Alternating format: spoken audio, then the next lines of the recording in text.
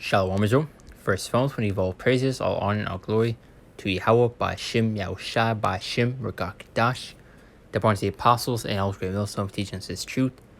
Peace and blessings to all like to Israel and Shalom. Yahweh is the name of the Heavenly Father in Hebrew. By Shem means the name, and Yahushai is the name of the only begotten Son. Background lesson, and today I'm going to go into these restrictions and the pressure that is being implemented. As you see in this title of this article right here, it says province allows grocers to ban unjuiced food shoppers. So you're seeing it get to the point to where if you don't have the juice, well, guess what? You can't go shop. You can't buy groceries. You can't go inside stores. You can't. As you see, also you can't travel. And there's our own checkpoints to see if you've been tested or to see if you have the juice to be able to leave your city or state and to travel.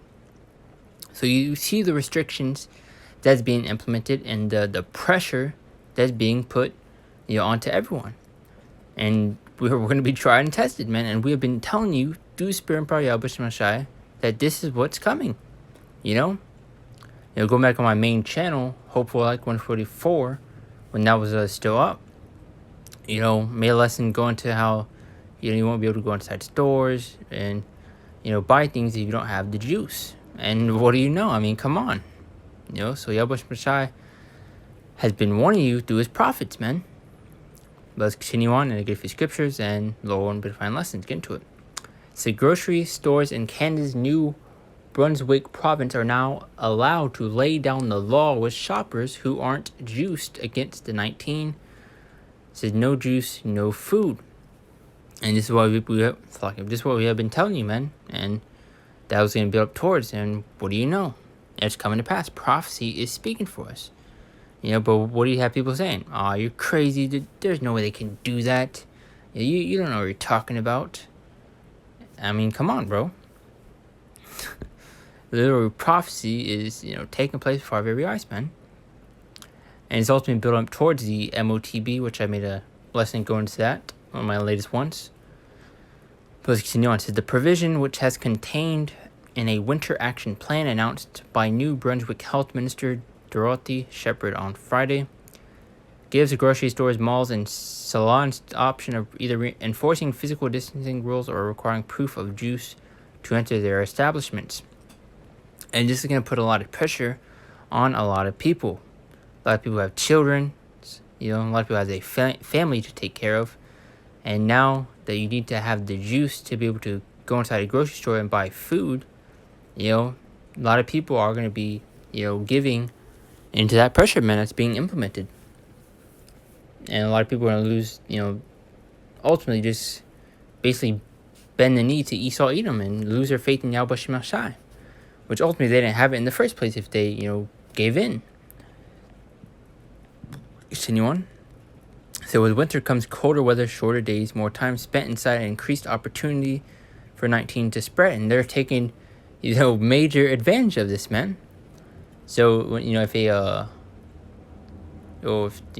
snowing and a whole basically, if it was actually cold, basically a winter storm, for lack of better words. Trying to remember what exactly the storm is called. But when you get shut in your house, the roads are not be able to use your car on the roads because it's all slippery. You don't want to risk basically hitting other cars. Oh, a blizzard. It was a blizzard. That's what it's called. It's lucky. Trying to remember. But once a blizzard hits, a lot of people will be shut in their homes. And now you see these devils taking advantage of that, man. So guess what? If you don't want to take the juice, well, guess what? You can't stock up on food. You can't say, get told people go inside grocery stores. I mean, you see what they're trying to do to force the people's hand. So without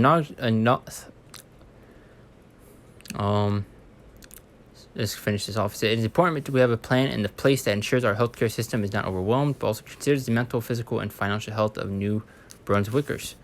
And it's ultimately going to spread across, everywhere, man, especially America. So without acknowledging issues about denying access to food, Shepherd suggested that abiding by the new measures won't be difficult. They are small actions that each person can take, but when combined can make a big difference, she said. Other new restrictions include limiting household gatherings to 20 people, capping outdoor gatherings at 50 people, and requiring unjuiced people to avoid indoor gatherings. In other words, a lonely, potential hungry Christmas. For the unjuiced, masks are now also required in outdoor public places when physical distancing can be maintained. So you see the restrictions that they're placing to push people into a corner, and where you will be faced with a choice, man. And going back to the lesson I made, I believe it was early this morning. Going to the restrictions and this juice. No, it was going to the MOTB, and also what this was building up towards. Let's get the King James Version. But the book of Revelation, chapter 13, 16 through 17. And he called the both small and great, rich and poor, free and bond, to receive a mark in the right hand or in their foreheads. Going to the charagma, which goes into etching, scratch, showing you a physical mark. And it's gonna, this charagma is the MOTB, which just made a lesson going into that. Verse 17, and that no man buy or sell. Read one more time, this main point. And that no man might buy or sell, save he that had the mark of the name of the beast or the number of his name. So, coming soon, you won't be able to buy or sell without the MOTB, and this is what it's conditioning you for. As you see with the Jews, you can't go outside grocery stores, you can't travel. You see what they're conditioning and preparing the people for. Let's get Isaiah chapter 10, verse 1. It says, woe to them that decree unrighteous decrees, and that write grievousness which they have prescribed. Going to the draconian like laws, and the word Draco goes into harsh. So they're implementing these harsh like laws to force the people's hand. And if you don't want to abide by these devil's agenda and hop on board with the train, well, guess what? You're going to be an outcast. You're not able to go inside grocery stores. You're not able to travel. You see, the pressure that is being, put onto us, man. But you see, this is where, our faith is going to kick in. And it's where a lot of people are going to, crack under that pressure because they don't truly have faith in Yahweh Shem Al Shai or the things he's about to do for us. So guess what? You'll be destroyed, man. All the unfaithful shall die in the unfaithfulness. But as the book of Habakkuk, chapter 2, verse 3, says, for the vision is yet for an appointed time. And we are in these appointed times, in midst of prophecy, man. We're in the midst of end time prophecy. And this goes to show that this devil's kingdom is coming to an end. We're, nearing the end of the world. Which is not the literal, the end of the whole earth. It being completely just destroyed. Going to an end of an age, an end of an era, the end of this devil's kingdom. It says, for the vision is yet for an appointed time, but at the end it shall speak. So a prophecy is speaking for us, man. And not lie. Though it tarry, wait for it, because it will surely come. It will not tarry. And we've been telling you through the Spirit and power of Yahweh Shem Shai that these things will often happen and come to pass.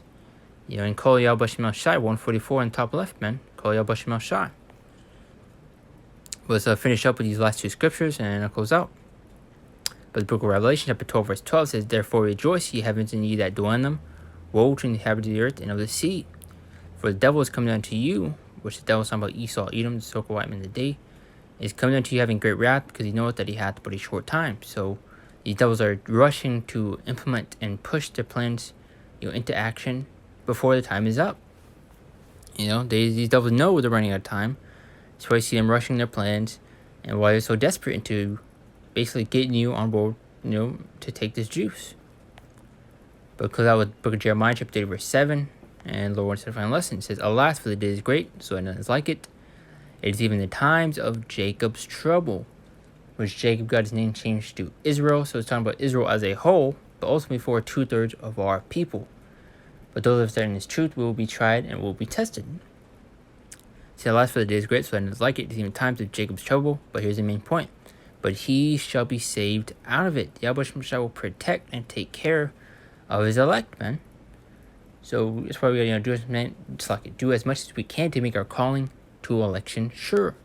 Constantly being occupied in the word and in the spirit, keeping these laws, statutes, commandments to the best of our ability.